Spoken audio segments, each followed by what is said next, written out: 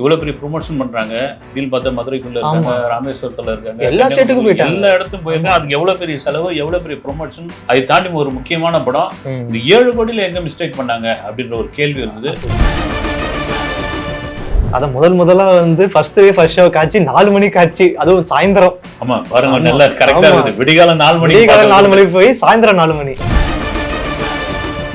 விக்ரம் அவர்கள் வந்து நான் எஃபோர்ட் போட்டு நடிக்கணும், உடம்ப இழைக்கணும், குண்டாகணும் அப்படின்ற மாதிரி ரொம்ப கடுமையா உழைக்கிறார். அதுதான் விரும்புறாரு. உங்களுக்கு ஐ மாதிரி, அந்நியன் மாதிரி, காசி மாதிரியான படங்கள் பண்ண சொல்ல ஒரு வேகம் இருந்தது, உடல் உழைச்சது, அதெல்லாம் பண்ணி முடிச்சிட்டாரு. இறங்கி பண்ணணும்னு ஒன்னும் அவசியம் கிடையாது. அது ஒரு போதன் கூட சொல்லலாம். அந்த விதத்துல வீரதீர சூரன் ஒரு விக்ரமுக்கான அசல் அக்மார்க் படமா இருந்தது.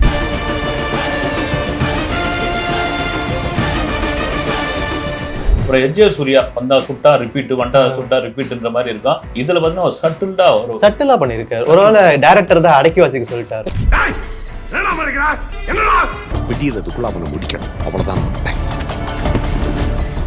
ஒரு சம்பவம் ஒரு நைட்டுக்குள்ள நடக்குது, பெரிய சம்பவமா நடக்குது. அதை நம்ம சொல்ல கிழங்குன்னு ஒண்ணு சொல்றாங்க. அந்த கிழங்கெல்லாம் எடுத்துன்னு வராங்க. இந்த கிழங்கெல்லாம் அவ்வளவு சீக்கிரம் எடுத்துட்டு வந்து முடியுமா? கிழங்கு போடுவாடுல சொல்றாங்க. அப்புறம் அதை சொல்லிட்டோம்னா ரிவைவ் பண்ணிட்டீங்கன்னு அது.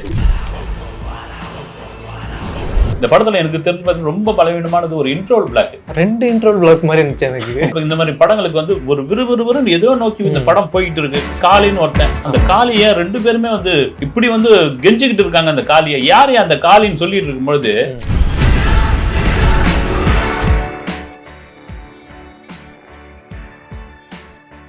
Bharat Institute of Higher Education and Research. Accord voice நேயர்களுக்கு வணக்கம். நான் உங்க சுஷீந்திரன். இன்னைக்கு நம்ம கூட ஸ்பெஷல் கெஸ்ட் யார் இருக்காங்கன்னு பாத்தீங்கன்னா திரைத்திறன் ஆய்வாளர் திரு சையார் பாலு அவர்கள். வணக்கம் சார். வணக்கம் சுஷி. எப்படி இருக்கீங்க? நல்லா இருக்கேன். வீரதீர சூரன் இந்த படம் வந்து எப்படா திரைக்கு வரும் நம்ம வெயிட் பண்ணிட்டு இருந்தோம். அது வந்து 27 மார்ச் ரிலீஸ் ஆகும்னு சொன்னாங்க. ஆனா அன்னைக்கு ஒரு நாள் ஃபுல்லாவே வச்சு செஞ்சுட்டாங்கன்னே சொல்லலாம். ஸோ படத்தோட ரிவ்யூக்குள்ள போகிறதுக்கு முன்னாடி படத்துல என்ன பிரச்சனை ஆச்சு ரிலீஸ் ஆகிறதுக்கு முன்னாடி? ஆக்சுவலாக வந்து அவங்களுக்கு ஒரு B4Uன்னு ஒரு நிறுவனத்துக்கு ஒரு 7 கோடி ரூபாய் கட்ட வேண்டியிருந்தது. அந்த 7 கோடி ரூபாயை தரலன்ட்டு அவங்க வந்து ஒரு ஸ்டே, தற்காலிகமாக ஒரு ஸ்டே வாங்கிட்டாங்க. அது கோர்ட்டுக்கு போச்சு. அது டெல்லி கோர்ட்டுக்கு போச்சு. ஓகே, கோர்ட்டுக்கு போய் படத்தை ரிலீஸ் பண்ணாதீங்க. எனக்கு என்னன்னா, இவ்வளோ பெரிய ப்ரொமோஷன் பண்ணுறாங்க. டீல் பார்த்தா மதுரைக்குள்ள இருக்காங்க, ராமேஸ்வரத்தில் இருக்காங்க, எல்லா ஸ்டேட்டுக்கும் போயிட்டாங்க, எல்லா இடத்துக்கும் போயிருக்காங்க. அதுக்கு எவ்வளோ பெரிய செலவு, எவ்வளோ பெரிய ப்ரொமோஷன். அதை தாண்டி ஒரு முக்கியமான படம். இந்த 7 கோடியில் எங்க மிஸ்டேக் பண்ணாங்க அப்படின்ற ஒரு கேள்வி இருந்தது. எப்பவுமே ஒரு படம் வந்து ஒரு நல்ல டாக்ல இருக்கும் பொழுதோ, அல்லது வந்து ஒரு ஹீரோவுக்கு முந்தைய படம் சரியில்லாமதுவா இன்னொரு படம் வந்து ஒரு நல்ல விதத்துல இந்த படம் இருக்கும்பா அப்படின்னு வரும்பொழுது இந்த மாதிரி ரிலீஸ் பஞ்சாயத்து வந்துச்சுன்னு வச்சுக்க, அது கொஞ்சம் அந்த எதிர்பார்ப்பை வந்து டவுன் பண்ணிடும். அது எனக்கே ரொம்ப இதுவா இருந்தது. நேற்று 9 மணி காட்சிலாம் புக் பண்ணிட்டு திரும்ப போய் நின்னா 12:30 வாங்க, 3:30 வாங்கன்றாங்க. அது நமக்கு வந்து தெரியுது விஷயம். தெரியாத ஆடியன்ஸுக்கு என்ன பண்ணுவாங்க? ஆபீஸ் பெர்மிஷன் போட்டு வந்திருப்பாங்க, லீவ் போட்டே நம்ம வந்து சினிமாக்குள்ள இருக்கிறோம். நம்ம ஒரு குரூப்ல வந்து மெசேஜ் விழுது, இது பண்ணுது.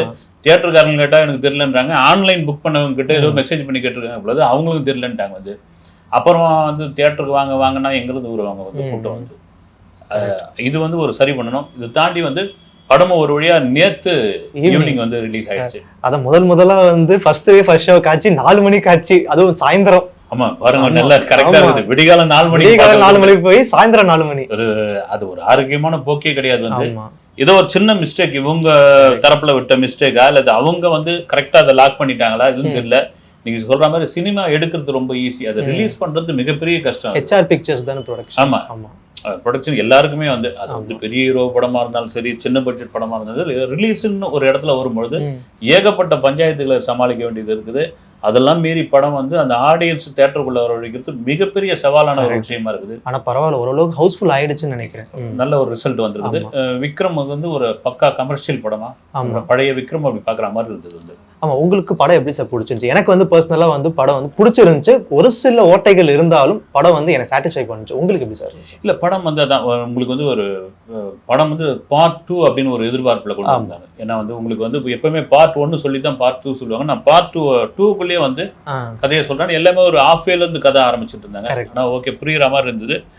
அதான் ஒரு ஊர்ல இருக்கிற 2 தாதா, அவங்கள வந்து ஒரு போலீஸ் ஆபீசர் வந்து போட்டு தள்ளணும்னு முடிவு பண்றாரு.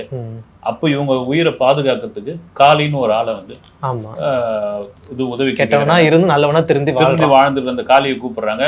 அதே காளியை அந்த போலீஸ் ஆபீசரும் வந்து எனக்கும் வந்து ஒர்க் பண்ணி கொடுன்றாரு வந்து. ஆமா 2 பேருக்கு இடையில காளி என்ன ஆகிறார், யார் இந்த காளி? ஒரு மளிகை வச்சிருந்தவர், முன்னால் வந்து ஒரு பெரிய தாதாவாவோ ஒரு அசால்ட் பண்ண ஒரு ஆளாவா இருக்காரு. இப்ப எப்படி திருந்தி வாழ்ந்திருக்காரு, அதாவது பாட்சாவா இருந்தவர் எப்படி மாணிக்கமா இருக்காரு அப்படின்னா வந்து ஃபர்ஸ்ட் பார்ட்ல சொல்லுவாங்க பொழுது. இவ்வளவுதான் இந்த கதை. இந்த கதையை வச்சு கொண்டு போறோம்னா ஒரே நைட்ல நடக்கிற கதை. பார்ட் 2ல இருந்து ஆரம்பிக்கிறாங்க. சொன்ன மாதிரி நம்ம வந்து ஒரு ஆஃப் இருந்து கதை சொல்ற மாதிரியான ஒரு விஷயம் இருக்கு. நல்லாவும் இருக்கு. ஒரு ஓப்பனிங் ரொம்ப நல்லா இருந்தது. ஏன்னா எடுத்த உடனே கதைக்குள்ளே போயிட்டாங்க. ஆமா 20 மினிட்ஸ்க்கு அப்புறம் தான் சியானே வராரு. ஆமா இப்போ சமீபமா எல்லா படத்துலயும் நிறைய பாத்தீங்கன்னா 1 மணி நேரம் கழிச்சு தான் மோகன்லால் வராரு சிம்புரான்ல இருந்து. அது 20 நிமிஷம் கழிச்சு அது ஒரு பேஷன் ஆகி போச்சா நாங்க இல்ல. அதெல்லாம் மீறி ஓகே அப்படின்னு நீங்க சொல்ற மாதிரி எனக்கு ஒரு கதையாக ஒரு ஸ்கிரீன் பிளேவாக இதை பிடிச்சிருந்தாலும் நிறைய லாஜிக்கான கேள்விகள் இந்த படத்துலயும் கேட்க தோணுது. ஆமா ஏன்னா யாரோ என் பக்கத்துல உட்காந்து ஒரு தம்பி சொன்னார் வந்து, சார் வெற்றிமாறன் மாதிரி படம் பண்ணியிருக்காரு சார் அப்படின்னு. ஓகே வெற்றிமாறனுடைய ஒரு சாயல் இருந்தாலும் வெற்றிமாறன் படங்கள்ல ஒரு டீடைலிங் இருக்கும். ஒரு சாதாரண சீன் சும்மா வச்சிட மாட்டாரு அவரு. ஆமா ஒரு டீடைல் சொன்னாதான் இங்க வந்து ஆடியன்ஸ்க்கு வந்து நம்பகத்தன்மை வருங்க. ஆடியன்ஸ் இன்னைக்கு வந்து சாதாரணமா ஒண்ணும் கிடையாது. அவனுடைய உலகம் வந்து உள்ளங்கைக்குள்ளே இருக்குது. நீங்க ஏமாத்தவே முடியாது. எங்கேயோ அனிருத் வந்து ஒரே ஒரு சின்ன பிஜிஎம் அடிச்சாருன்னா அது வந்து ஸ்வீடன்ல இருந்து ஒரு ஆல்பத்துல இருந்து எடுத்ததுன்னு வந்து இங்க போட்டு வெறுத்துக்கிட்டு இருக்கானுங்கன்னா எந்த அளவுக்கு அவன் தெளிவா இருக்கிறான் பாருங்க. அப்படின்னு பொழுது நமக்கு நிறைய கேள்விகள்லாம் கேட்க தோணுது. அதெல்லாம் மீறி திரும்ப விக்ரம் என்னன்னா அந்த தங்கலான் மாதிரியான படங்கள்லாம் பண்ணி உடம்பு குறைச்சி ரொம்ப உழைச்சி கடிச்சு வந்து கடைசியில் அந்த படங்களுக்கு வெற்றி இல்லாமல் போனதுனால வந்து நீங்க பழைய சியான் விக்ரமாவே வந்துருங்க. அதேதான் துல்லு தூளு ஜெமினி இப்படி வந்துருங்கன்னா அப்படி ஒரு சாயல்ல விக்ரம் ரொம்ப நாள் கழிச்சு பார்த்திருக்கோம். ஃபேன்ஸும் வந்து கொண்டாடி. ஆனா இருந்தாலும் விக்ரம் அவர்கள் வந்து விரும்புறது நான் எஃபோர்ட் போட்டு நடிக்கணும், ஒரு படத்துக்காக ஒரு 5 நிமிஷம் சீனா இருந்தாலும் நான் உடம்ப இழைக்கணும் குண்டாகணும் அப்படின்ற மாதிரி ரொம்ப கடுமையா உழைக்கிறார். அதுதான் விரும்புறாரு. ஆனா ஏன் அவர் இந்த மாதிரி ஒரு கமர்ஷியலான ஒரு ஜானர் சூஸ் பண்ண மாட்டாரு? இல்ல அது ஒரு காலகட்டங்க. இப்போ அவருக்கு என்ன ஒரு 60க்கு மேல இருக்கு. 58ங்களா? ஓகே 60 கிட்ட நெருங்கிட்டார் அப்படின்னு பொழுது உங்களுக்கு வந்து இயல்பாக உடல் ஒத்துழைக்கணும். தங்கலான்லயே அவருக்கு பிரச்சனை ஏற்பட்டு. ஆமா தங்கலான்லயே வந்து இடுப்புல வந்து ஏதோ போன் உடஞ்சி இதுவாகி அதுல வந்து அந்த வெயில்ல இருந்தது. நீர்ச்சத்தெல்லாம் குறைஞ்சி போச்சுலாம் இதெல்லாம் வந்தது.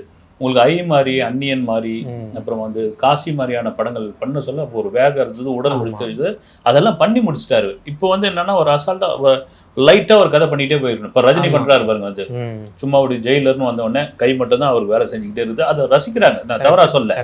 தன்னை ஃபேன்ஸ் எந்த விதமாக விரும்புவாங்க அப்படின்ட்டு வந்து ரஜினி அங்கலமாக தெரிஞ்ச ஒரு நபர் வந்து விக்ரம் அது மாதிரியா ஒரு இதுக்கு வந்துடலாம் வந்து இப்பவும் இறங்கி பண்ணணும்னு ஒன்றும் அவசியம் கிடையாது. அது ஒரு போதன் கூட சொல்லலாம். உடம்பு இழைக்கிறது சொல்ற மாதிரி வந்து ரொம்ப கடுமையா இருக்கிறது. அதெல்லாம் மீறி வெற்றி ரொம்ப முக்கியமான ஒரு விஷயம். உங்களை வெற்றி இவ்வளவு செலவு பண்ற அந்த ப்ரொடியூசர் லாபம் சம்பாதிக்கணும். ஒரு 190 ரூபா 160 ரூபா கொடுத்து படம் பார்க்க வர ஃபேன்ஸும் வந்து திருப்தியா நல்லா பண்ணியிருக்காருப்பா அப்படின்னு போகணும் வந்து. அந்த விதத்துல வீரதீர சூரன் ஒரு விக்ரமுக்கான அசல் அக்மார்க் படமா இருந்தது. ஓகே சார், இந்த படத்துல வந்து எஸ்.ஜே. சூர்யா அவர்கள் பண்ணியிருக்காரு, சூராஜ் பண்ணியிருக்காரு. அவங்க பெர்ஃபார்மன்ஸ்லாம் உங்களுக்கு எப்படி பிடிச்சிருந்துச்சு? இல்ல எல்லாருமே இந்த படத்தோட பெரிய பலமே என்னன்னா உங்களுக்கு வந்து எல்லாம் வந்து ஆர்டிஸ்ட் வந்து சூப்பரான ஆர்டிஸ்ட். ஆமா படம் முடிச்சுட்டு வெளில வந்ததுக்கு அப்புறமா அந்த ஆர்டிஸ்டோட கேரக்டர் மைண்ட்ல ஓடிட்டு இருக்கு. உங்களுக்கு வந்து ஒரு படத்துக்கு வந்து நான் அடிக்கடி சொல்ல வில்லன் கதாபாத்திரம் இல்ல வில்லன் கேரக்டர் ரொம்ப பலமா அமைஞ்சிச்சுன்னா அந்த படம் வந்து பாதி கிணற தாண்டிடுச்சு. அதுக்கப்புறம் ஸ்கிரீன் பிளே ஒரு படத்துக்குள்ள பெரிய ஆர்டிஸ்டுகள், அதாவது பெரிய ஆர்டிஸ்ட் நல்லா நடிக்க தெரிஞ்ச ஆர்டிஸ்ட்கள் இருந்துட்டாங்கன்னா அந்த படம் வந்து பாதி கிணறு தாண்டிடுச்சுன்னு அர்த்தம். இதுல நீங்க பாத்தீங்கன்னா சொன்ன மாதிரி சுராஜுக்கு வந்து இதான் முதல் தமிழ் அறிமுக படம். ஓன் வாய்ஸ்ல டப் பண்ணிருக்காரு. ஆமா முதல் தமிழ் பேசியிருக்காரு. இதெல்லாம் கூட மலையாள வாட வருது. அப்புறம் எஸ்.ஜே. சூர்யா பெரும்பாலும் அவருடைய வந்தா சுட்டா ரிப்பீட் வண்டா சுட்டா ரிப்பீட்ன்ற மாதிரி இருக்கும். இதுல பாத்தீங்கன்னா ஒரு சட்டிலா பண்ணிருக்காரு. ஒருவேளை டைரக்டர் தான் அடக்கி வாசிக்க சொல்லிட்டாரு. இல்ல இருக்கலாம் வந்து இவர் எப்படி நம்ம பார்க்கணும் அப்படின்ற மாதிரி இருக்கும். ரொம்ப நல்லா இருந்தது. ஆனா அதுவும் நல்லா இருந்துச்சு. ஒரு கட்டத்துல பாத்தீங்கன்னா ஒரு அந்த உடல் மொழி, ஒரு போலீஸ் ஆபீசருடைய உடல் மொழி, அவனை எப்படி பழி வாங்கணுன்ற ஒரு இது, என் பேட்ச் தான் காலில் விழாத குறையா நான் போய் பர்மிஷன் வாங்கிட்டு வந்தேன்னு சொல்ற இடம், அந்த ஒரு இது எல்லாம் வந்து ஒரு என்ன சொல்றது வந்து எஸ்.ஜே. சூர்யா இன்றைக்கு தவிர்க்க முடியாத ஒரு நடிகரா மாதிரி. அதாவது ஸ்டார்டிங்ல வந்து காவல்துறை உங்க நண்பன் சொல்லிட்டு ஒரு வார்த்தை சொல்லுவாரு, கடைசியில ஒரு சம்பவம் பண்ணி விட்டு போவாரு, புத்தியை காட்டிட்டே அப்படின்ற. அதே வேளையில வந்து நீங்க வந்து ஒரு எஸ்பி அப்படின்னா அது எவ்வளவு பெரிய ஒரு பொறுப்பானது. கரெக்ட். அவர் பாத்தீங்கன்னா ரொம்ப அசால்ட்டா இறங்கி ஒரு எஸ்ஐ மாதிரி பண்ணிக்கிட்டு இருக்காரு வந்து. அவருக்கு வந்து பாதுகாப்பு. ஆமா. ரெண்டாவது இந்த கேள்வியில் நிறைய கேள்விகள் கேட்க தோணுது அப்படின்ற பொழுது என்னன்னா ஒரு சம்பவம் ஒரு நைட்டுக்குள்ள நடக்குது, பெரிய சம்பவமா நடக்குது.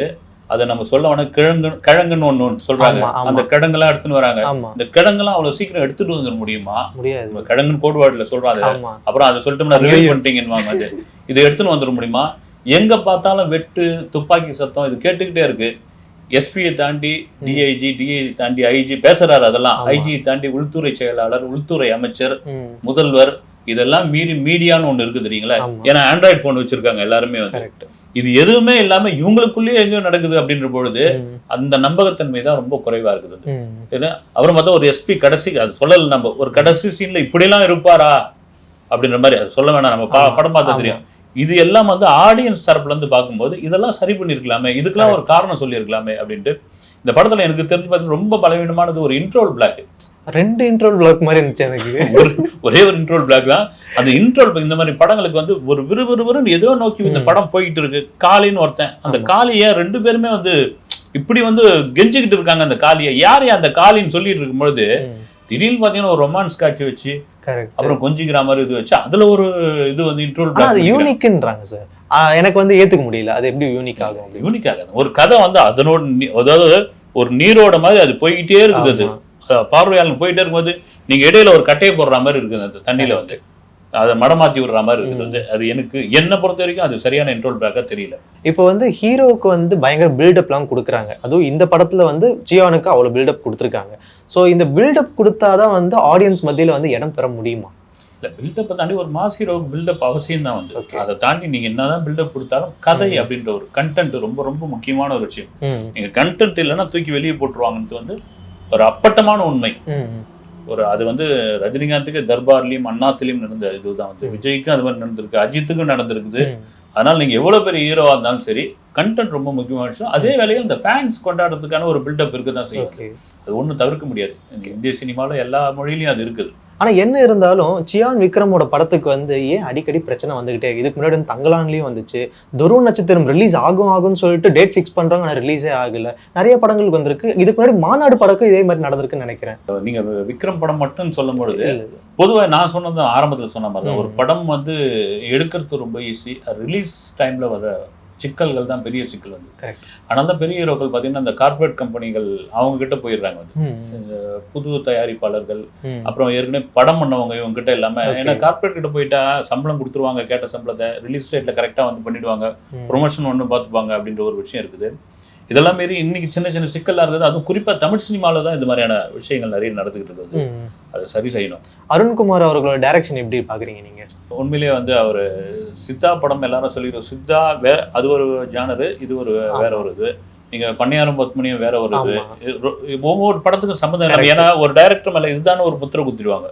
அந்த முத்திரையை கொண்டு வராம இது வந்து முழுக்க முழுக்க ஒரு விக்ரமுக்கான ஒரு கதையா வந்து ஒரு 2வது பார்ட்ல ஒரு எதிர்பார்ப்பு ஒரு டைரக்டர் கொடுத்துருக்காரு. ஒரு மேக்கிங்கா சூப்பரா இருந்தது. ஆமா, அவர் வந்து ஒரு வீடியோ விட்டுருந்தா மன்னிப்பு கேட்டு, ஸோ அவர் முகத்திலேயே வந்து ஒரு பயம் தெரிஞ்சிருச்சு. ஆனா கண்டிப்பா பயம் வந்திருக்கும்ல சார் ரிலீஸ்? கண்டிப்பா வந்திருக்குங்க. ஒரு அவ்வளவு பெரிய ஐப்பு அந்த படத்துல கொடுத்துருக்காங்க. போன படம் வந்து அந்த ஹீரோவுக்கு சரியா போகல, அந்த ஹீரோ நம்பி கொடுத்துருக்காப்புல. இந்த படம் அவருக்கு ரொம்ப முக்கியமான படம், டைரக்டருக்கு ரொம்ப முக்கியமான படம் அப்படின் பொழுது ஒரு பயம் தான் இருக்கும். ஆரம்பிச்ச ஒரு ரிலீஸ்ல வந்து எல்லாரும் வெயிட் பண்ணிட்டு இருக்காங்க. வீரதுர சூரன் எங்க பார்த்தாலும் ஒரே இதுவா இருக்கும் பொழுது ஒரு 3 காட்சி ஓடலன்னா என்ன ஆகும்? ஆட்டோமேட்டிக்கா அந்த பயம் வந்ததான் தீரும். இது ஜிவி பிரகாஷோட மியூசிக் எப்படி சார் இருந்துச்சு உங்களுக்கு? இல்ல, ஜிவி பிரகாஷ் வந்து நான் திரும்ப ஒரு அசுரன்ல ஒரு சாயல் நிறைய இருந்தது. பாடல்கள்லாம் அந்த அளவுக்கு ஒண்ணு இதுவா இருந்தது. ரீரெக்கார்டிங்ல ஜிவி பிரகாஷ் அவருக்கான ஒரு முத்திரையை குத்தி வச்சிருக்காரு. ஆனா கடைசியில அந்த விண்டேஜ் சம்பவம் ஒண்ணு இருக்குது, ஒரு பாடல் ஒண்ணு, நம்ம சொல்ல தேவையில்லை.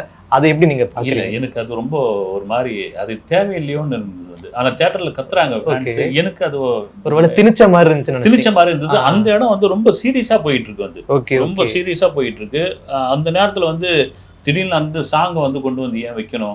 அது எனக்கு இன்னும் தொக்கா நிக்கிற மாதிரி இருந்தது, ஒட்டவே இல்லை அது என்ன பொறுத்த வரைக்கும். மற்றபடி ஆடியன்ஸ்ல விக்ரம் ஃபேன்ஸ் எல்லாம் கொண்டாடிட்டு இருந்தாங்க. நம்ம பொதுவான ஆடியன்ஸை பார்க்கும்போது ஏங்க இதை கொண்டு வந்து இங்க வச்சுங்க, அப்படி ஒன்றும் அதுக்கு அவ்வளவு முக்கியத்துவமான இடமே கிடையாது. இது என்ன பண்ண போறாங்க 2 கேரக்டரும் அப்படின்னு நம்ம வந்து எதிர்பார்ப்புல இருக்கும்போது திடீர்னு பாத்தீங்கன்னா ஒரு கமர்ஷியல் சாங்கை ஏற்கனவே வந்து ஒரு பாட்டை எடுத்து வைக்கிறது எனக்கு இதுவா இல்லை. ஓகே சார், அப்போ ஆக மொத்தம் வந்து இந்த படம் வந்து ஹிட்டு தானே? இல்ல இந்த படம் வந்து ஒரு ஆவரேஜ் ஒரு ஆவரேஜ். ஒரு Okay.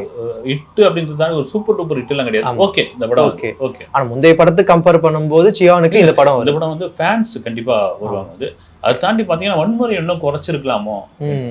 படம் கிட்டத்தட்ட ஒரு 2.25 மணி நேரம் ஓடுது. ஓகே. நிறைய இடங்கள்ல வன்முறை இருந்துகிட்டே இருக்குது. இது கொஞ்சம் குறைச்சிருக்கலாமோ Okay. அப்படின்னு தோணுது. நம்ம நேயர்களுக்காக நிறைய விஷயம் ஷேர் பண்ணீங்க. ரொம்ப நன்றி. வணக்கம்.